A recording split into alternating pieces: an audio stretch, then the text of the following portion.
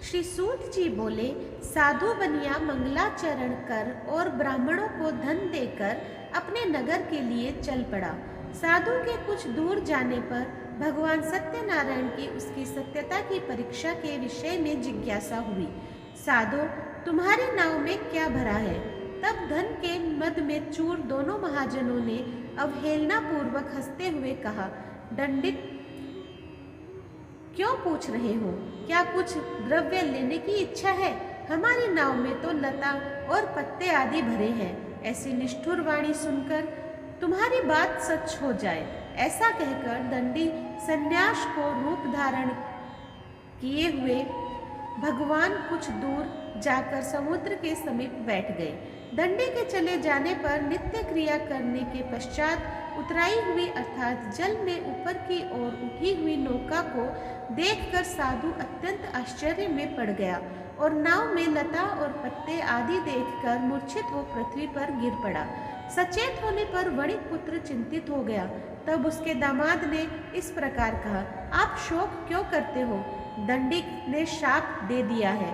इस स्थिति में वे ही चाहे तो सब कुछ सही कर सकते हैं, इसमें संशय नहीं। अतः उन्हीं की शरण में हम चले, वही मन की इच्छा पूर्ण होगी।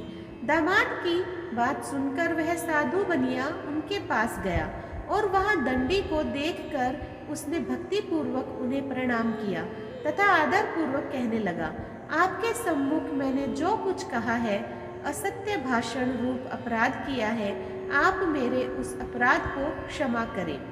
ऐसा कहकर बारंबार प्रणाम करके वह महान शोक से आकुल हो गया। दंडी ने उसे रोता हुआ देखकर कहा, हे मूर्ख, रो मत, मेरी बात सुनो। मेरी पूजा से उदासीन होने के कारण तथा मेरी आज्ञा से ही तुमने बारंबार दुख प्राप्त किया है। भगवान की ऐसी वाणी सुनकर वह उनकी स्तुति करने लगा। साधु ने कहा, हे प्रभु, यह आश्चर्य की बात है कि आपकी माया से मोहित होने के कारण ब्रह्मा आदि देवता भी आपके गुणों और रूपों को यथावत रूप से नहीं जान पाते।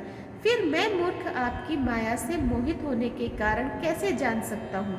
आप प्रसन्न हो, मैं अपनी धन संपत्ति के अनुसार आपकी पूजा करूँगा। मैं आपकी शरण में आया हूँ। मेरा जो नौका में स्थित पूरा धन था, उसकी तथा मेरी रक्षा करें। उस बनिया की भक्ति युक्त वाणी सुनकर भगवान जनार्दन संतुष्ट हो गए। भगवान हरि उसे अभिष्ट वर प्रदान करके वही अंतर्ध्यान हो गए। उसके बाद वह साधु अपनी नौका में चढ़ा और उसे धन धान्य से परिपूर्ण देखकर भगवान सत्यदेव की कृपा से हमारा मनोरथ सफल हो गया, ऐसा कहकर स्वजनों के साथ उसने भगवान की विधिवत पूजा की। भगवान श्री सत्यनारायण की कृपा से वह आनंद से परिपूर्ण हो गया और नाव को प्रयत्न पूर्वक संभाल कर उसने अपने देश के लिए प्रस्थान किया। साधु बनिया ने अपने दामाद से कहा, वह देखो, मेरी रत्नपुरी नगरी दिखाई दे रही है। इसके बाद उसने अपने धन के रक्षक दूत को अपने आगमन का समाचार देने के लिए अपनी नगरी में भेजा। उसके बाद उस दूत ने नगर में जाकर साधु की भार्या और को देख हाथ जोड़कर प्रणाम किया तथा उसके लिए अभीष्ट बात कही। सेठ जी अपने दामाद तथा बंधु वर्गों के साथ बहुत सारे धन धान्य से संपन्न होकर नगर के निकट पधार गए हैं। दूत के मुख से यह बात सुनकर वह महान आनंद से विह्वल हो गई और उस साध्वी ने श्री सत्यनारायण की पूजा करके अपनी पुत्री से कहा, मैं साधु के दर्शन के लिए जा रही हूँ, तुम शीघ्र आओ। माता का ऐसा वचन सुनकर व्रत को समाप्त करके प्रसाद का परित्याग कर वह कलावती भी अपने पति का दर्शन करने के लिए चल पड़ी।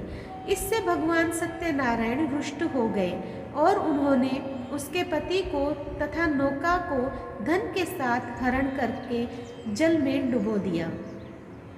कन्या अपने पति को न देख वहां महान शोक से रुदन करती हुई पृथ्वी पर गिर पड़ी।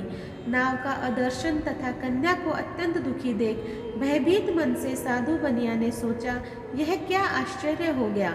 नाव का संचालन करने वाले भी सभी चिंतित हो गए।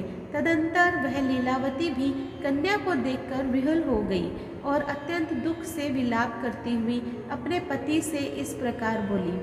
अभी अभी नौका के साथ वह कैसे अलक्षित हो गया, न जाने किस देवता की उपेक्षा से वह नौका हरण कर ली गई, अथवा श्री सत्यनारायण का महात्म्य कौन जान सकता है। ऐसा कहकर वह स्वजनों के साथ विलाप करने लगी और कलावती कन्या को गोद में लेकर रोने लगी। कलावती कन्या भी अपने पति के नष्ट हो जाने पर दुखी हो गई और पति की पादुका लेकर उनका अनुगमन करने के लिए उसने मन में निश्चय किया। कन्या के इस प्रकार के आचरण को देख भार्या सहित वह धर्मज्ञ साधु बनिया अत्यंत शोक संतप्त हो गया और सोचने लगा, या तो भगवान सत्यनारायण ने यह अपहरण किया है अथवा हम सभी भगवान सत्यदेव की माया से मोहित हो गए हैं। अपनी धन शक्ति के अनुसार मैं भगवान श्री सत्यनारायण की पूजा करूंगा। सभी को बुलाकर इस प्रकार कहकर उसने अपने मन की इच्छा प्रकट की और बारंबार भगवान सत्यदेव को दंडवत प्रणाम किया।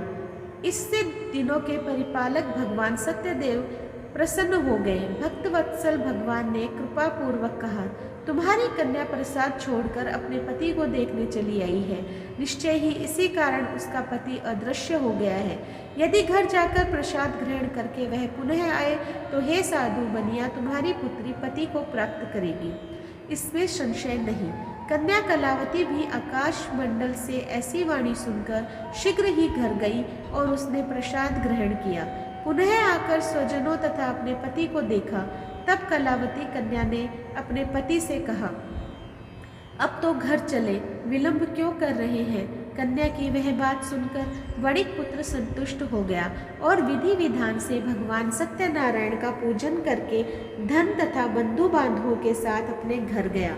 तदंतर पूर्णिमा तथा संक्रांति पर्वों पर भगवान सत्यनारायण का पूजा करते हुए इस लोक में सुख भोग कर अंत में वह सत्यपुर बैकुंठ लोक में चला गया। तो दोस्तों, आज मैंने आप लोगों को श्री सत्यनारायण व्रत कथा का अध्याय 4 सुनाया है। आप लोगों को कैसा लगा मुझे कमेंट बॉक्स में ज़रूर बताइएगा। जो लोग मेरे चैनल पर नए हैं प्लीज़ सब्सक्राइब कर दीजिए, लाइक कीजिए, शेयर कीजिए अपने दोस्तों और परिवार में और इसी तरह मेरा सहयोग करते रहें। धन्यवाद।